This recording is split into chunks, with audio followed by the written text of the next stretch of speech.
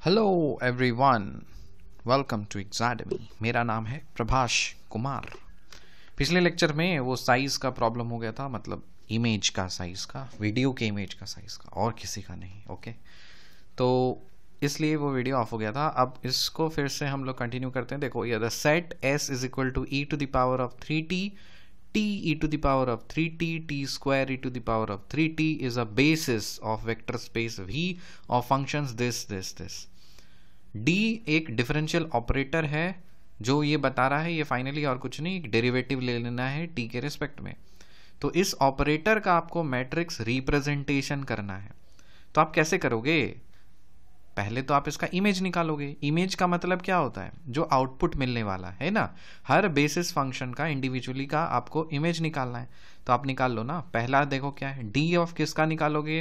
e to the power of 3t का। इसका derivative कर दो, क्या मिलेगा? ये e to the power of 3t। ये हो गया इसका इमेज, पहले वाले बेसिस वेक्टर का या बेसिस फंक्शन का। दूसरा, d of t e to the power of 3t, इसका डेरिवेटिव लेना है। प्रोडक्ट ऑफ टू फंक्शंस है ना, तो इसको जब आप डेरिवेटिव लोगे तब ये मिलेगा e to the power of 3t। एक बार ये बाहर रख लो, इसका डेरिवेटिव प्लस t रखो और उसका डेरिवेटिव लोगे तो 3t e to the power of 3t।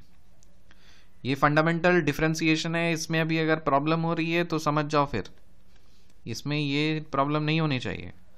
यहाँ पे एग्ज़ाम की तैयारी कर रहे हो यूपीएससी की और फंडामेंटल डिफरेंशिएशन नहीं आता, तो मतलब आपका 11th-12th गोल है, तो जा कर के उसको फ्लैट करें। तो इसका डेरिवेटिव हो जाएगा 2t e to the power of 3t plus 3t square e to the power of 3t। Perfect. जब भी हमें किसी भी ऑपरेटर का मैट्रिक्स रिप्रेजेंटेशन करना होता है तो हमको क्या लिखना होता है? इसको उसके लीनियर कॉम्बिनेशन के टर्म्स में लिखते हैं ना। तो ये वाला जो आपको मिला है ना, इसको आप लीनियर कॉम्बिनेशन ऑफ इसके बेसिस वेक्टर्स के टर्म्स में आप लिख दो। लिखोगे ना, तो आप क्या बोलोगे? ये तो और कुछ नहीं, इसको हम इस तरह से लिख सकते हैं। क्या? यहाँ पे देखो, कोएफिशिएंट इसका क्या है? 3 times e to the power of 3t है। तो आप बोलोगे ये तो और कुछ नहीं, 3 times e to the power of 3t लिख सकते हैं, plus 0 times t e to the power of 3t लिख सकते हैं, और plus 0 times t square e to the power of 3t लिख सकते हैं। अरे देखो ना, सिंपल सा चीज़ है, उतना भी दिमाग नहीं लगाया। क्या लगा है यहाँ पे? आपको इस चीज को लीनियर कॉम्बिनेशन ऑफ इसके टर्म्स में लिखना है। तो आप तो कॉमन सेंस से बोल सकते हो ना, 3 टाइम्स ये है तो आप पहले वाले को 3 टाइम्स करोगे, और ये दूसरा और तीसरा टर्म तो है नहीं, तो 0 टाइम्स ये करोगे और 0 टाइम्स ये करोगे। समझ में आया? फिर आपको क्या करना है? e to the power of 3t है, मतलब यहाँ तो आप बोल सकते हो कि ये ठीक है, चलो 1 टाइम्स हम बोल सकते हैं e to the power of 3t, ये पहला टर्म हो गया। फिर 3 टाइम्स दूसरे वाले टर्म के साथ बोल सकते हैं, तो प्लस 2 टाइम्स, सॉरी 2 नहीं, 3 times t e to the power of 3t लिखा जा सकता है। और लास्ट में तो ये वाला नहीं है, तो इसको आप क्या करोगे? 0 times t square e to the power of 3t लिख दिया। उसी तरह से यहाँ पे आप क्या बोलोगे? t e to the power of 3t, मतलब पहला टर्म तो गायब है, तो 0 times e to the power of 3t हो जाएगा, और ये क्या हो जाएगा? 2 टाइम्स हो जाएगा ये वाला चीज़, तो 2 times of t e to the power of 3t हो जाएगा, और plus t square e to the power of 3t, इसमें कितना मल्टीप्लाई? 3 टाइम्स, तो आप करोगे 3 times t square e to the power of 3t। Perfect. ये जब हो चुका है ऑलरेडी तब बन गया। आपको क्या करना है? इसके ट्रांसपोज लेना है, वही तो बन गया ना। आप इस ऑपरेटर का मैट्रिक्स रिप्रेजेंटेशन कर रहे हो किसके बेसिस पे? s के बेसिस पे। तो मैट्रिक्स में क्या लिखते हैं? इसका ट्रांसपोज कोएफिशिएंट्स का, तो 3 0 0, तो लिखो यहाँ 3 0 0, फिर क्या है? 1 3 0, यहाँ पे आ जाएगा 1 3 0, फिर क्या है? 0 2 3, तो यहाँ लिखोगे 0 2 3। परफेक्ट, ये हो गया आपका आंसर। ठीक है, काफ़ी आसान था। तो इस तरह से आप प्रैक्टिस करते जाइए। मैं और क्वेश्चंस नहीं ले रहा हूँ इस पर्टिकुलर चैप्टर से, क्योंकि अभी बहुत सारे चीज़ बची हुई है आपको एक्सप्लेन करने के लिए। तो अब हम लोग फाइनली एंटर करते हैं एक ब्रांड न्यू चैप्टर में जिसका नाम है eigen values and eigen vectors. वो तो प्रीवियस लेक्चर में मैंने काफ़ी जल्दबाजी में किसी तरह से ख़त्म किया था, लेकिन उससे काम नहीं चलेगा, उसमें और सब्सिडियरी कॉन्सेप्ट्स लगेंगे आपके हैवी क्वेश्चंस को सॉल्व करने के लिए। इसीलिए आप लिखिए eigen values and eigen vectors.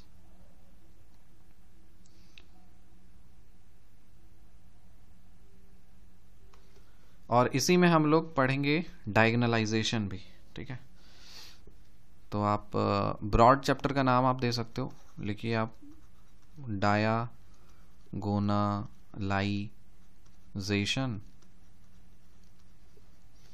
और इसी में हम लोग पढ़ेंगे, काफ़ी डीप में पढ़ेंगे, ठीक है, eigen values and eigen vectors. मैंने आपको अलग अलग नाम भी इसके बताए थे। कुछ लोग कैरेक्टरिस्टिक बोलते हैं, कुछ लोग लैटरल बोलते हैं। अरे जो मर्जी बोलना है बोलो, कुछ भी बोलो, उससे फ़र्क नहीं पड़ता, क्वेश्चंस बनने चाहिए, यही है हमारा मकसद। अब देखो, पहला टॉपिक इसमें आता है matrix point of view. Heading लिखेंगे मैट्रिक्स पॉइंट ऑफ व्यू। मेरे साथ आप नोट्स प्लीज बनाते चलिए। मान लीजिए कोई आपके पास कोई n स्क्वायर मैट्रिक्स है आपके पास, ठीक है। Suppose n square matrix A is given. किसी भी ऑर्डर का स्क्वायर मैट्रिक्स आपके पास है, तो इस मैट्रिक्स को the matrix A is said to be diagonalizable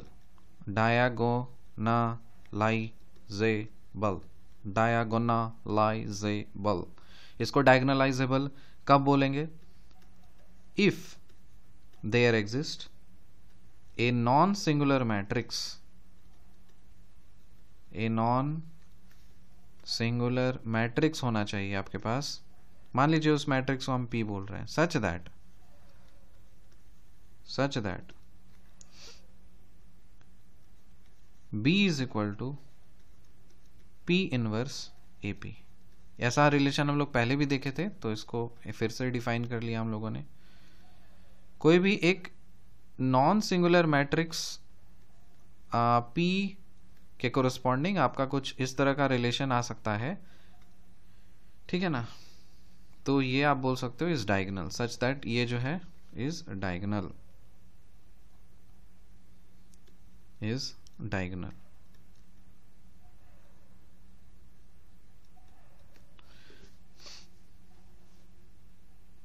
ठीक है। क्या बोला? Suppose n square matrix A है आपके पास, तो matrix A is said to be diagonalizable if there exist a non singular matrix P such that. आप इस तरह से करोगे, P इनवर्स को मल्टीप्लाई कर दिए A के साथ, फिर इसको जो आपको मिला उसको आप मल्टीप्लाई कर दिए फिर से P के साथ, तो आपके एक नया मैट्रिक्स मिलेगा B जो एक डायगोनल होगा। क्या होगा? वो एक डायगोनल होगा। ये था आपका मैट्रिक्स पॉइंट ऑफ व्यू। अब यही चीज हम लीनियर पॉइंट ऑफ व्यू में शो करें तो हेडिंग लिखिए लीनियर ऑपरेटर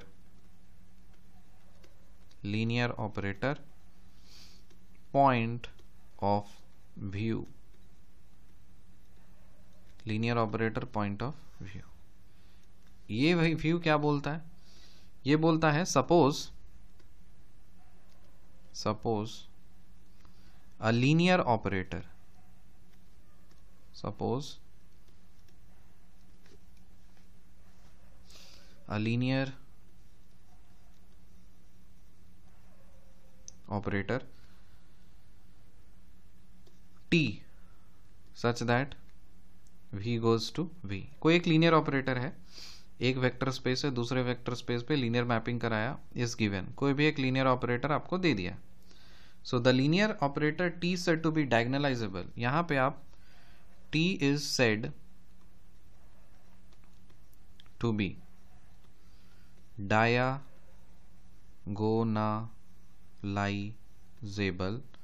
इसको हम डायगोनलाइजेबल कब बोलेंगे?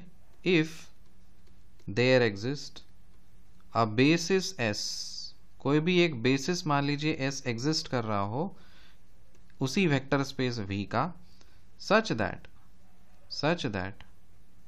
the matrix representation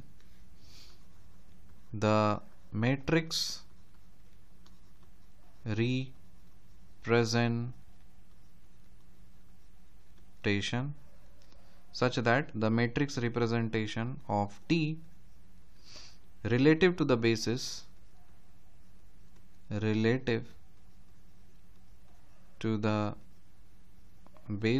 S is a diagonal matrix,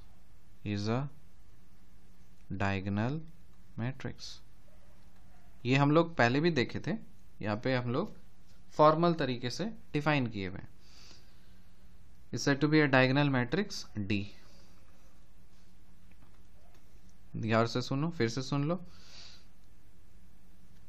suppose a linear operator T एक वेक्टर स्पेस से दूसरे वेक्टर स्पेस में लीनियर मैपिंग करा हुआ है, वो दिया हुआ है आपको एक लीनियर ऑपरेटर।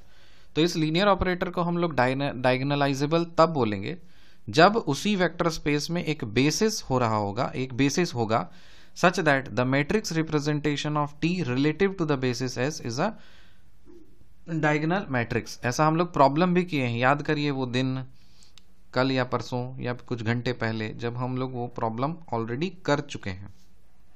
ठीक है, तो उसमें घबराना बिल्कुल भी नहीं है। अगला कॉन्सेप्ट लिखते हैं, equivalence of two points of view. मतलब दोनों पॉइंट जो हम लोगों ने सीखा उसका इक्विवेलेंस क्या है। दोनों एक ही चीज बता रहा है बट अपने अपने अलग अलग तरीके से। तो equivalence of the two points of view,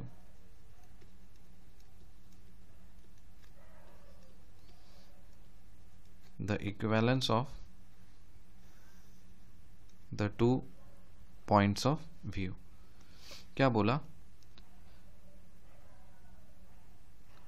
the above two concepts, आप पूरा लिखिए सब, क्योंकि अब पूरा लिखा रहेगा आपके पास तो रिवीजन करने में फिर आप कंफ्यूज नहीं होंगे कि सर ने क्या बताया था। the above two concepts are essentially the same, the above two concepts are essentially the same। मतलब स्टार्टिंग में मैंने जो आपको दो कॉन्सेप्ट्स बताए ना, कौन सा, ये मैट्रिक्स पॉइंट ऑफ व्यू या फिर linear operator point of view, ये दोनों के ही दोनों सेम हैं। ठीक है, मतलब तरीका अलग अलग है।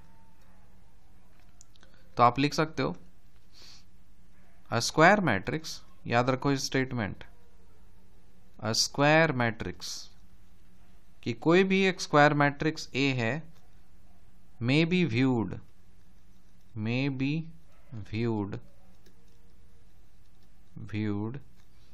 as a linear operator, as a linear operator F। बहुत ही जबरदस्त और गर्दा स्टेटमेंट हम दिए हैं। क्या बोले? ध्यान से सुन लीजिए, कान खोल करके सुन लीजिए। कोई भी एक स्क्वायर मैट्रिक्स है आपके पास, ये एक लीनियर ऑपरेटर के तरह ही काम करता है। मान लीजिए यहां पे कोई एक लीनियर ऑपरेटर है, कैसे शो करते हैं? जैसे T such that some vector space goes to U, इस तरह से कुछ होता है ना। और ये क्या है मेरा? ये एक मैट्रिक्स है, ये एक मैट्रिक्स है। तो आप किसी मैट्रिक्स को एक लीनियर ऑपरेटर के टर्म्स में लिख सकते हो या फिर किसी लीनियर ऑपरेटर को मैट्रिक्स के टर्म्स में आप लिख सकते हो। यही तो करते हुए आ रहे हैं ना, क्या था, हम लोग क्या पढ़े कि किसी भी लीनियर ऑपरेटर का आप मैट्रिक्स रिप्रेजेंटेशन करिए या मैट्रिक्स का आप लीनियर ऑपरेटर रिप्रेजेंटेशन करिए, ठीक है ना। तो ये दोनों चीज़ ही इक्विवेलेंट है, दोनों एक्चुअली सेम चीज़ कहता है, बट ये मैट्रिक्स के तरीके से कहता है और ये अपना ऑपरेटर और ऑपरेशन के तरीके से कुछ कहता है, ठीक है। तो ये कैसे हम डिफाइन करेंगे, तो आप लिखेंगे is defined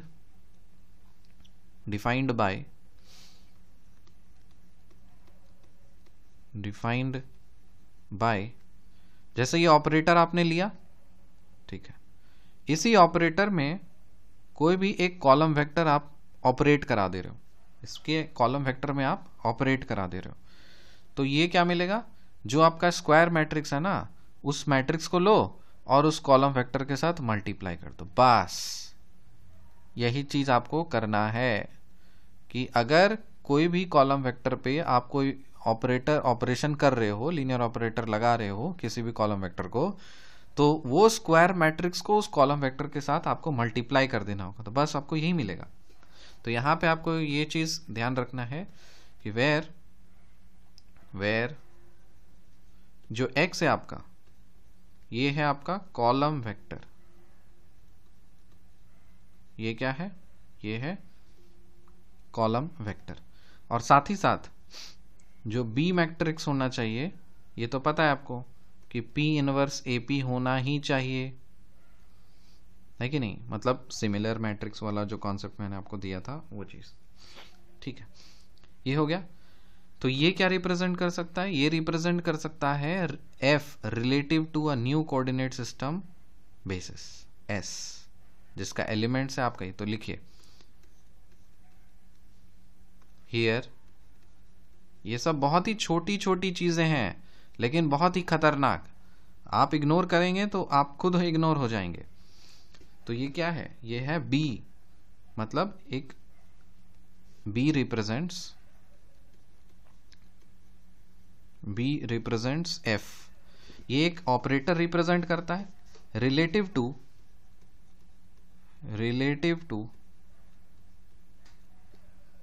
A new coordinate system,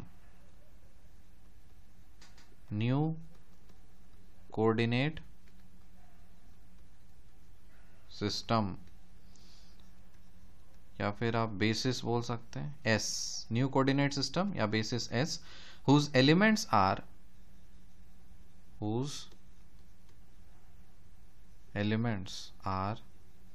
the columns of P,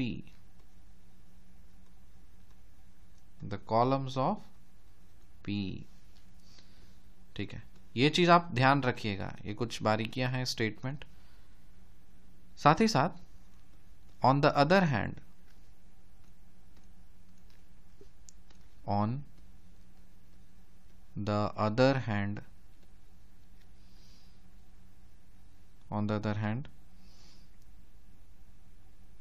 any linear operator T can be represented by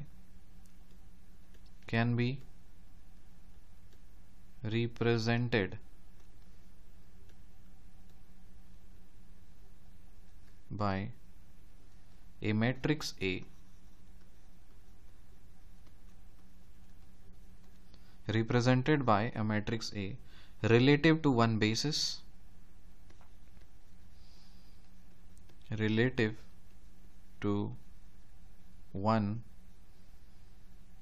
basis and when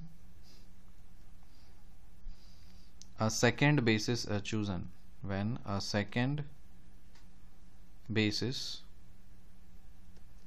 is chosen, T is represented by matrix, the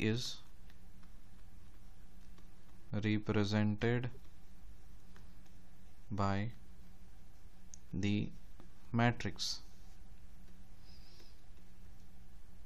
कौन सा मैट्रिक्स, B, मतलब A inverse P inverse AP,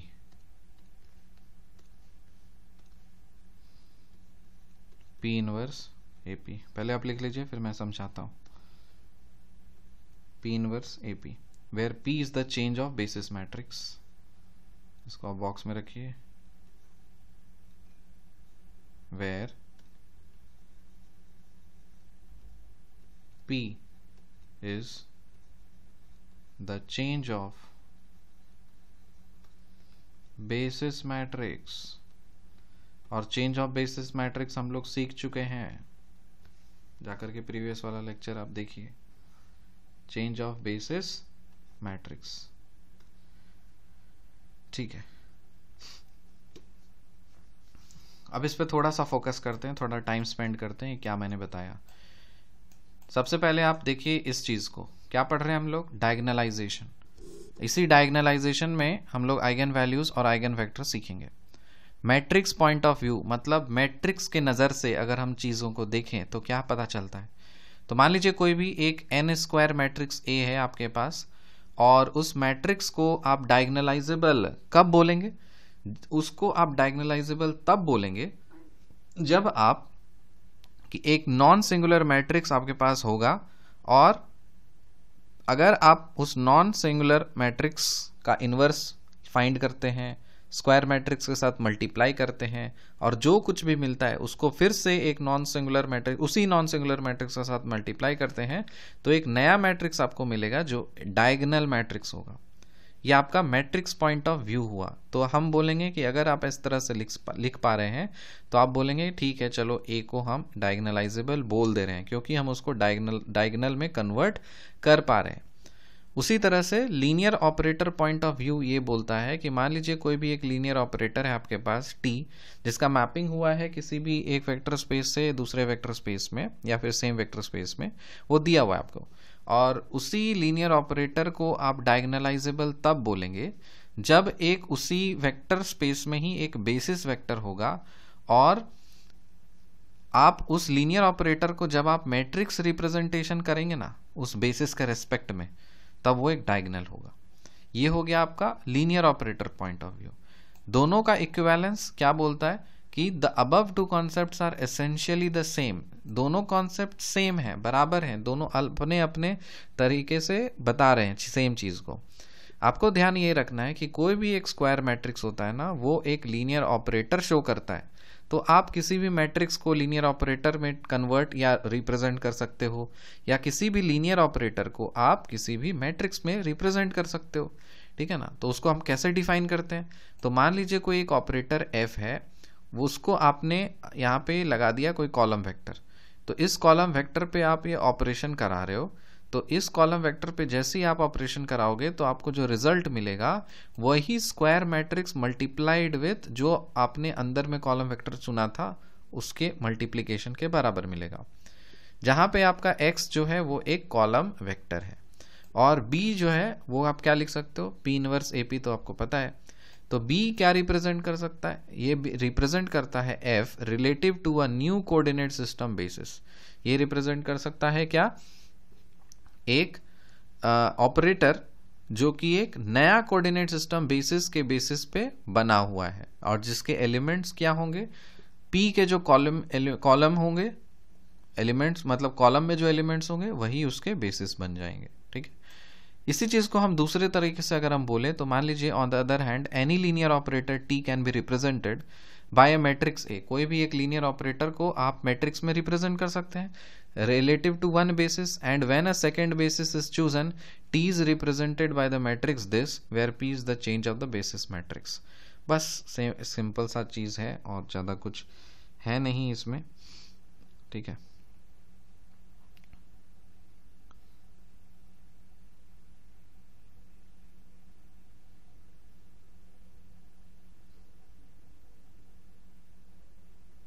ठीक है, अब heading लिखिए role of underlying field. इसी में आएगा आपका role of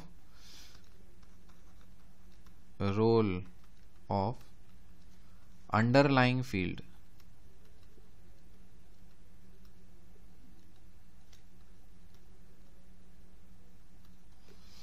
role of underline field, बस एक पैराग्राफ है, वो चीज आपको बस कॉन्सेप्ट पता होना चाहिए, इसमें प्रॉब्लम्स नहीं रहेंगे। मान लीजिए द अंडरलाइंग नंबर फील्ड के, द मोटा हो गया, द अंडरलाइंग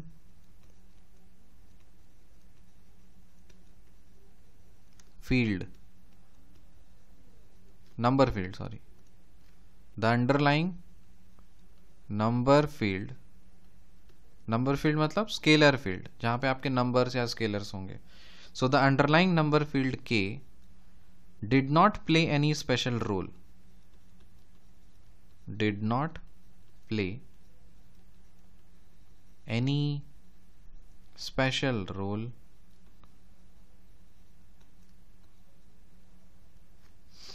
in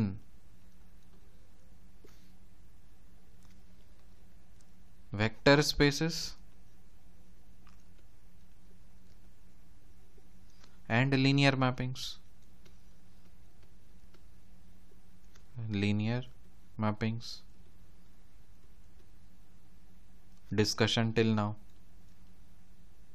मतलब अभी तक हम लोगों ने जितना भी सीखा उसमें से फील्ड का ज़्यादा कुछ रोल हम लोग को दिखा नहीं. जो भी हम लोग कर रहे थे वो सब वेक्टर स्पेसेस में ही कर रहे थे ना. ज़्यादा कुछ इंपॉर्टेंट सिग्निफिकेंट रोल तो हम लोग को दिखा नहीं. लेकिन जब भी आप डायगनलाइजेशन करते हो तो लिखोगे हाउएवर द डायगनलाइजेशन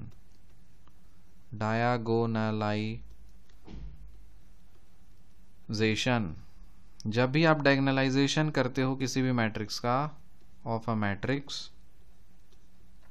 मान लीजिए किसी मैट्रिक्स ए का आप डायगनलाइजेशन कर रहे हो या फिर किसी भी लीनियर ऑपरेटर का आप डायगनलाइजेशन कर रहे हो, और linear operator t will depend on the roots of a polynomial,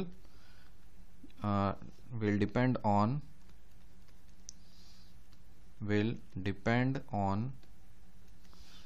the roots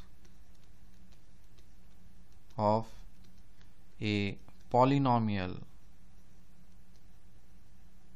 the roots of a polynomial. मान लीजिए उस पॉलिनोमियल को हम लोग डेल्टा ऑफ टी से रिप्रेजेंट कर रहे हैं. एक पॉलिनोमियल है, मतलब टी का कोई फंक्शन है, और ये पॉलिनोमियल हमेशा एक फील्ड के ऊपर डिफाइन करते हैं, पता है ना. तो polynomial delta T over K, and these roots do not depend on K. यही चीज इंपॉर्टेंट है. And these roots do not,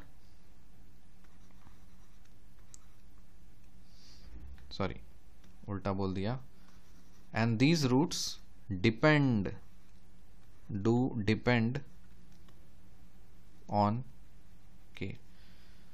क्योंकि आपका तो रूट्स मिलने वाला है ना, तो रूट्स मिलेगा तो वो सब तो वैल्यूज मिलेंगे, नंबर्स मिलेंगे, वो कहाँ होंगे, उस फील्ड के ऊपर हुए होंगे. ठीक है, इसको एग्जांपल्स लेकर के समझते हैं. पहले आप इस चीज को पहले समझिए. The underlying number field K did not play any special role in vector spaces and linear mappings discussion till now. कहने का तात्पर्य ये है कि अभी तक हम लोग स्केलर फील्ड और नंबर फील्ड जो है वो ज़्यादा स्पेशल रोल वेक्टर स्पेसेस और लीनियर मैपिंग्स के डिस्कशन में अभी तक तो नहीं कर रहा था. लेकिन जैसे ही डायगनलाइजेशन का कॉन्सेप्ट आता है ना, तो चाहे आप डायगनलाइजेशन किसी मैट्रिक्स का कर रहे हो या फिर किसी भी लीनियर ऑपरेटर का कर रहे हो, वो किस पे डिपेंड करेगा, रूट्स ऑफ पॉलिनोमियल, पॉलिनोमियल के रूट्स पे डिपेंड करेगा, जो कि एक फील्ड के ऊपर डिफाइंड होगा. और ये जो रूट्स है ना वो ऑब्वियसली उस फील्ड पे डिपेंड करता है. इसका एग्जाम्पल देखते हैं. मान लीजिए फॉर एग्जाम्पल कोई भी एक पॉलिनोमियल लेते हैं, delta T is equal to T square plus 1. अगर ऐसी बात है तो आप बताइए कि कितना रूट्स हैं. तो आप बोलोगे कि here delta T has 2 roots, 2 roots होंगे इसके, है ना. मतलब इसके तो 2 रूट्स होंगे. देखो बाय डिफॉल्ट हमको तो पता है इसके 2 रूट्स होने ही वाले हैं. तो अच्छा थोड़ा सा सॉल्व करते हैं इसको ना, देख लेते हैं. T square plus 1 is equal to 0. यहां से आप क्या लिखोगे, T square is equal to -1, T is equal to plus minus root under -1, मतलब प्लस माइनस आई. अरे ये तो गजब हो गया. एक रूट आ रहा है आप अल्फा, अल्फा रूट है 0 प्लस आई, और दूसरा रूट है आपका बीटा, जिसको आप 0 माइनस आई बोल सकते हो। तो क्या ये रियल है? क्या ये अल्फा बीटा ये रियल है? क्या रियल तो नहीं है। यहाँ पे अल्फा बीटा कॉम्प्लेक्स के मतलब सबसेट में आएंगे, है ना। तो डेल्टा टी हैज़ 2 रूट्स, ये पता है। लेकिन अगर हम फील्ड को रियल फील्ड मान लिए तो डेल्टा टी के पास कोई रूट्स होगा क्या? अरे कोई रूट्स नहीं होगा। Delta T has no roots. Delta T के पास कोई भी तो रियल रूट्स नहीं है। लेकिन अगर फील्ड को आप कॉम्प्लेक्स मान लेते हो, कॉम्प्लेक्स फील्ड, तब उस केस में आप बोल सकते हो कि हाँ डेल्टा टी के पास 2 रूट्स हैं। लेकिन वही फील्ड अगर रियल आप मानते हो तो उसमें आप बोलोगे कोई भी रूट्स नहीं है। तो आप लिखोगे if k is equal to C, C मतलब कॉम्प्लेक्स फील्ड, कॉम्प्लेक्स फील्ड, और r मतलब ये r मतलब real field, real field. Perfect. अगर k is equal to C या कोई कॉम्प्लेक्स फील्ड है, तब इस केस में आप डेल्टा टी के पास कितने रूट्स होंगे? इसके पास बोलोगे डेल्टा टी हैज 2 रूट्स, और रूट्स क्या है? प्लस माइनस आई, एक प्लस आई और दूसरा माइनस आई। ठीक है, एक नोट पॉइंट आप लिखिए, इससे चीजें क्लियर हो जाएंगी। नोट पॉइंट ये बोल रहा, finding the roots of a polynomial, finding the roots of a polynomial, finding the roots of a polynomial with degree greater than 2, with degree greater than 2 is a subject into itself, is a subject into itself। ये अपने में खुद में एक अलग subject ही है कि अगर पॉलिनोमियल की डिग्री 2 से ज़्यादा होगी, क्यूबिक होगा, क्वार्टिक होगा, क्विंटिक होगा, तब वो तो अपने में ही एक अलग सा टॉपिक है, तो उसको आप अलग से डिस्कस कर सकते हैं। ठीक है, तो बट वी विल कंसिडर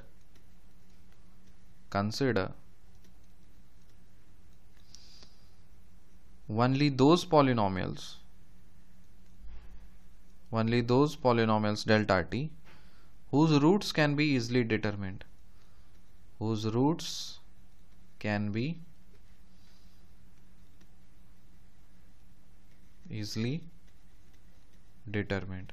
क्योंकि आपको इससे बाहर आपको यूपीएससी नहीं पूछने वाला, यूपीएससी आपको वही देगा जिसके आपके रूट्स इजीली आप कैलकुलेट कर सकते हो। क्योंकि जिसके आप रूट्स कैलकुलेट नहीं कर सकते हो या जिसमें बहुत ही टाइम लगता है रूट्स ही निकालने में, तो वो सारी चीज़ें आपके हाइयर और फर्दर हाइयर स्टडीज़ में चली जाती हैं, एकदम अलग अलग गैलोवा, समझ गए ना। तो वो सारी चीज़ों में अलग दुनिया में चली जाती हैं, अलग डोमेन। इस पर्टिकुलर कोर्स के लिए, एग्जाम पॉइंट ऑफ व्यू के लिए, इससे ज़्यादा 2 डिग्री से ज़्यादा आपको नहीं जाना है। ठीक है, तो आपको इतना ही ध्यान रखना है कि फील्ड का अभी तक कोई भी सिग्निफिकेंस तो एज सच नहीं मिल रहा था हमें, लेकिन अब फील्ड का सिग्निफिकेंस हमको पॉलिनोमियल्स के केस में देखने के लिए मिलेगा। तो अब हम लोग हेडिंग देते हैं polynomials of matrices. Polynomials of matrices.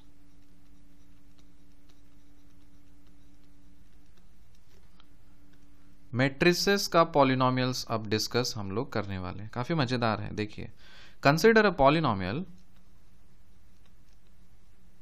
Consider a polynomial, एक पॉलिनोमियल मान लीजिए एफ ऑफ टी मैंने कंसिडर किया है, is equal to a N t to the power of n plus, फिर क्या होता है, पावर घटते जाए, मतलब ये घटते चले जाएगा, A N minus 1 T N minus 1, इस तरह से A N minus 2 T N minus 2, करते करते करते कहाँ तक जाएंगे, लास्ट में मान लीजिए कोई कांस्टेंट है a not over a field के, ओवर अ फील्ड के। पॉलिनोमियल जब भी डिफाइन करोगे ना बउआ, हमेशा फील्ड के ऊपर ही डिफाइन करना होता है। अरे ये तो सीखे है ना पॉलिनोमियल वाला, कोई भी वेक्टर स्पेस आप डिफाइन करते हो तो फील्ड के ऊपर ही डिफाइन करना होता है। तो यहाँ पे पॉलिनोमियल स्पेशली अब बोल दिया किसी भी फील्ड के ऊपर आप डिफाइन कर पा रहे हो, ठीक है। तो इसमें आप जानते हो, पहले से हम सीखे हैं कि अगर मान लीजिए A is any square matrix, if A is any square matrix, तो कोई भी अगर स्क्वायर मैट्रिक्स A है तो फंक्शन को मतलब सेटिस्फाई तो करेगा। तो जैसे f ऑफ t है ना, तो आप इसमें f ऑफ a अगर फिट कर दोगे तब t के जगह पे वो a आ जाएगा। तो यहाँ पे आ जाएगा a n, capital A n plus dot dot dot dot करते जाइए, और लास्ट में आपका a1 a आएगा और a नॉट i इसलिए आ गया क्योंकि यहाँ पे देखिए, यहाँ पे कोई मैट्रिक्स वाला चीज़ नहीं था, क्योंकि यहाँ पे मैट्रिक्स का मल्टीप्लिकेशन करना है तो 1 नहीं होता ना, क्या होता है i होता है, तो इसलिए ये चीज़ आपका हो गया। Where i is the identity matrix, where I is the identity matrix, I है आपका एक आइडेंटिटी मैट्रिक्स। तो इन पर्टिकुलर आप बोल क्या सकते हो, we say that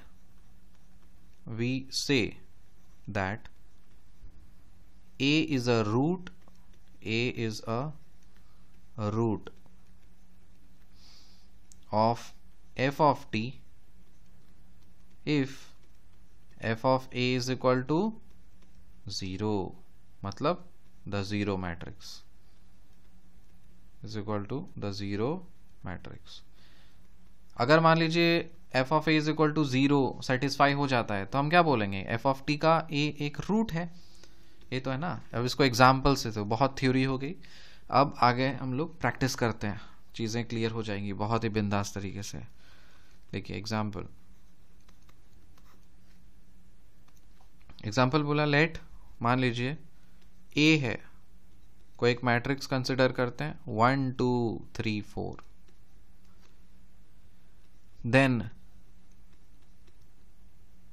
a square आपको दे दिया है कि ये 7 है, 10 है, 15 है और 22 है। साथ ही साथ आपको बोला let f of t is equal to 2t square minus 3t plus 5 and g of t is equal to t square minus 5t minus 2। अगर ऐसी बात है तो आप f ऑफ a अगर हम बोले निकालने के लिए तो आप क्या निकालोगे, बोलोगे सर ये f ऑफ a और कुछ नहीं, t के जगह पे a डाल दीजिए। तो यहाँ पे आप लिखोगे 2a square minus 3a plus 5। सिर्फ 5 नहीं लिखेंगे, यहाँ पे आइडेंटिटी मैट्रिक्स आ जाएगी, है ना। यहाँ पे 1 है तो 1 को मतलब इसमें कि मैट्रिक्स के टर्म्स में क्या आइडेंटिटी होता है, ठीक है। तो इसको आप क्या लिखोगे, लिख दो f of a is equal to,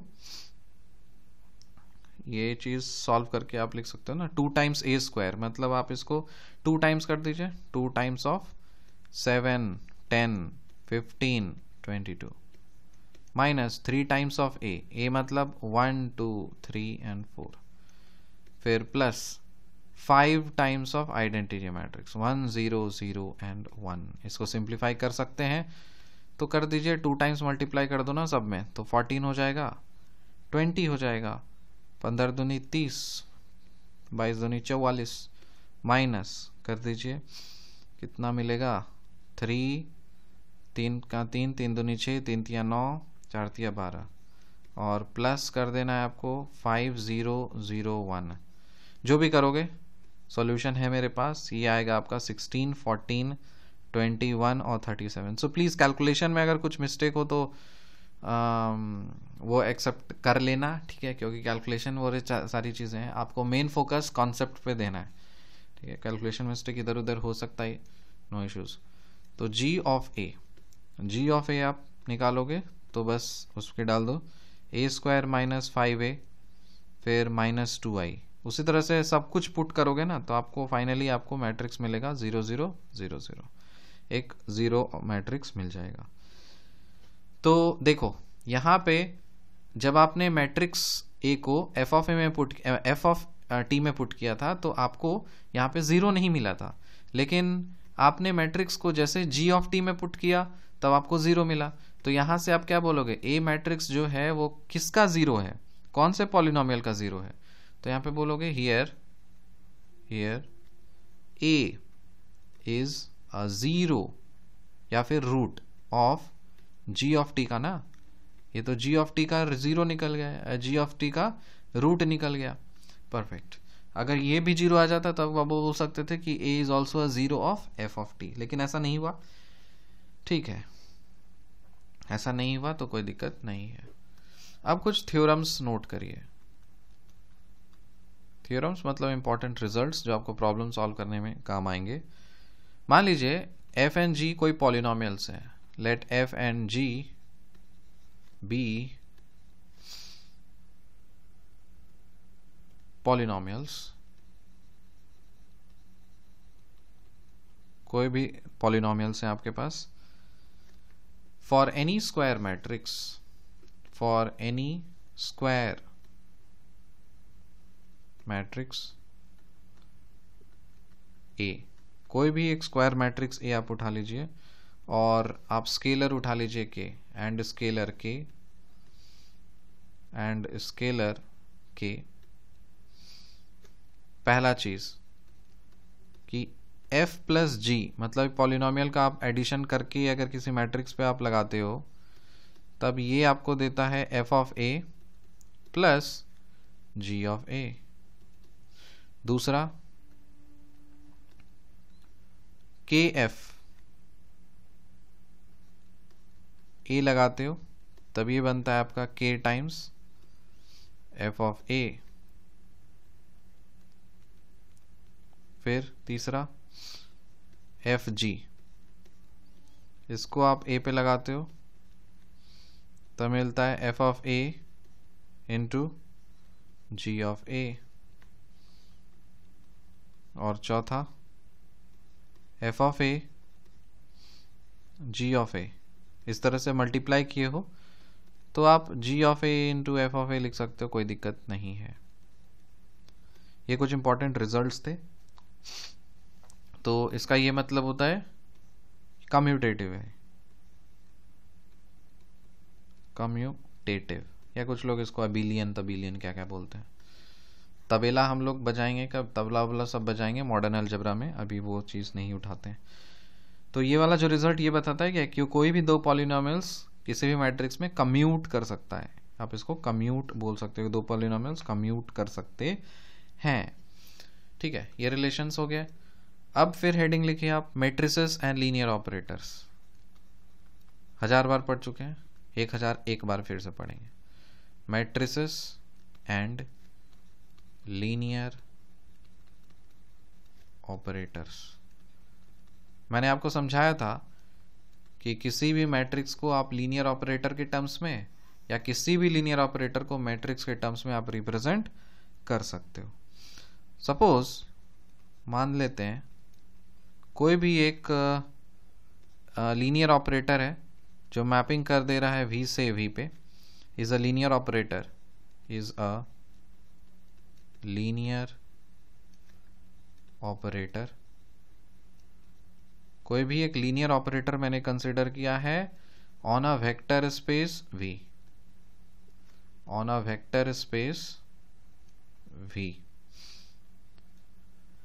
powers of t,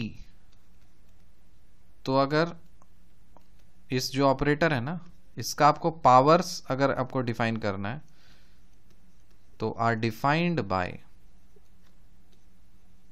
the composition operation, by the composition operation.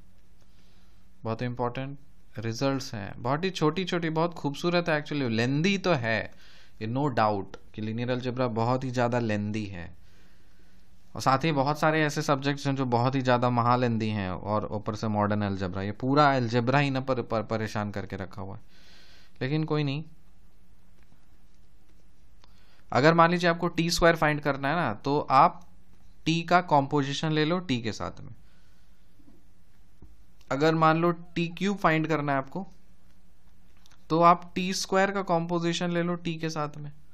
अगर आपको T to the power of 4 find करना है, तो टी क्यूब फाइंड कर लो, टी क्यूब का कॉम्पोजिशन ले लो टी के साथ में। सिंपल चीज है। इसी तरह से so on and so on गाड़ी चलती रहेगी। अब पूछोगे सर T4 फाइंड करने के लिए तो हमको T3 निकालना होगा। हाँ तो निकालो। T3 निकालने के लिए आपको टी स्क्वायर निकालना होगा, तो निकालो। टी स्क्वायर निकालने के लिए आपको तो टी निकालना नहीं होगा, आपको टी ऑलरेडी दिया हुआ है। तो इस तरह से ये गाड़ी चलती रहेगी। लिख लो एंड सो ऑन। तो जितना मर्जी पावर आपको पूछ दे तो आप उससे निकाल सकते हो। Also for any polynomial, also for any polynomial, किसी भी पॉलिनोमियल के लिए, मान लीजिए एफ ऑफ टी है, एक जनरल पॉलिनोमियल हम कंसिडर कर रहे हैं, A N T N plus dot dot dot dot plus A1t plus A0. We define f of t in the same way. We define f of t in the same way,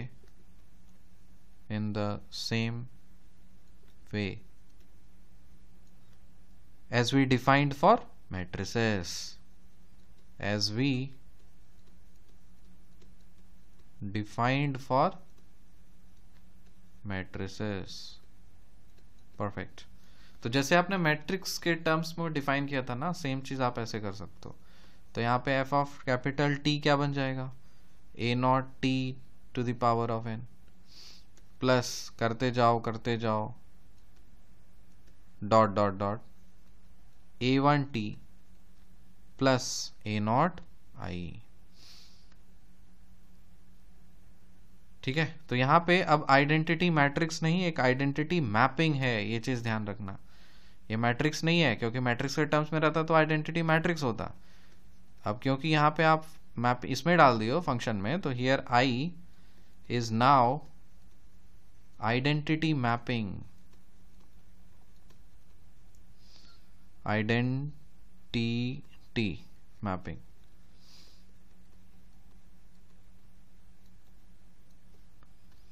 यहाँ पे आई क्या है, एक identity mapping है। यहाँ पे आप ये भी बोल सकते हो कि टी जो है वो एक जीरो है। मान लो जो अगर मान लो एफ ऑफ कैपिटल टी अगर इक्वल टू जीरो आता है, तब बोल सकते हो कि then T is root of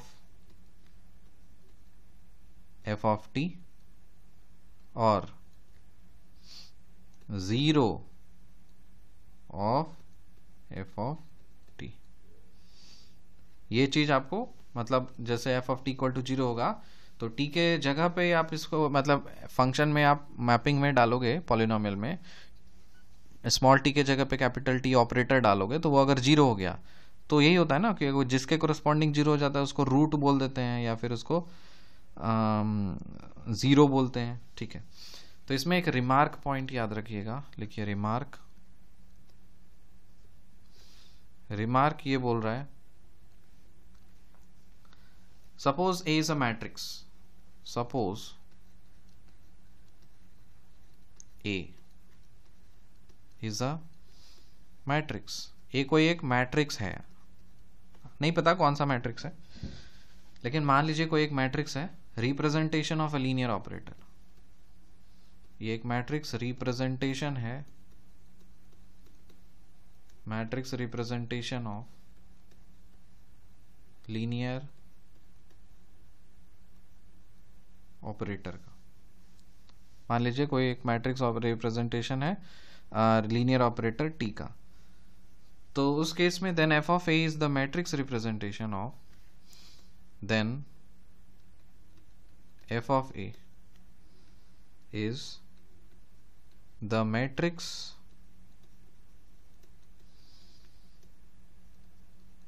representation of F of T.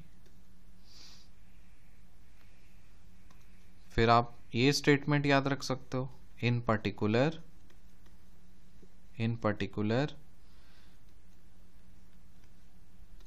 F of T is equal to 0। ये कब होगा? ये तब होगा if and only if F of A is equal to 0। ये चीज ये तब होगा जब F of A is equal to 0 होगा। F of T is equal to 0 कब होगा? जब F of A is equal to 0 तब होगा। ये है आपका रिलेशन। ठीक है, तो मैं लेक्चर को इतना ही रख रहा हूं क्योंकि बहुत सारी नई नई चीजें हम लोगों ने सीखा। अगले लेक्चर में हम लोग कैरेक्टरिस्टिक पॉलिनोमियल की बात करेंगे, केले हैमिल्टन थ्योरम को डिटेल में बात करेंगे, और कैरेक्टरिस्टिक पॉलिनोमियल्स आप 2 डिग्री 3 डिग्री के बारे में बात करेंगे। फिर characteristic polynomial of a linear operator बात करेंगे, डायगोनलाइजेशन, आइगन वैल्यूज, आइगन वेक्टर्स, और उससे रिलेटेड कुछ छोटे मोटे और इम्पोर्टेंट महत्वपूर्ण प्रॉब्लम्स। मिलते हैं आपसे अगले लेक्चर में, तब तक के लिए बाय।